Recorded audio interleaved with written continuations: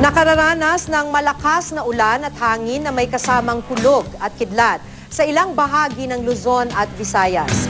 Sa babala ng Pag-asa, posibleng magtagal hanggang pasado alas 5 ngayong hapon ng thunderstorm sa Pampanga, Bataan, Zambales, Tarlac at Batangas. Inaasahang maapektuhan na rin ito ang Metro Manila at Rizal sa mga susunod na oras. Sa Visayas, hanggang pasado alas 5 din ngayong hapon mararanasan ang thunderstorms. Pinag-iingat po ang mga residente sa posibleng pagbaha. Bukas, posible naman ang hanggang sa katamtamang lakas ng ulan at thunderstorm sa malaking bahagi ng Visayas, base sa datos ng Weather Central.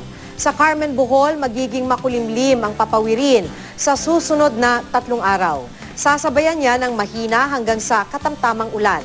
Isa rin sa pinaka-napuruhan ng lindol ang Cebu City. Bahagyang maulap na langit at mahinang ulan sa gabi ang mararanasan doon. Tataas naman ang tsansa ng ulan at magiging mas makulimlim rin pagsapit ng Biyernes hanggang weekend. Paliwanag ng Pag-asa, epekto yan ng Intertropical Convergence Zone o ITCZ.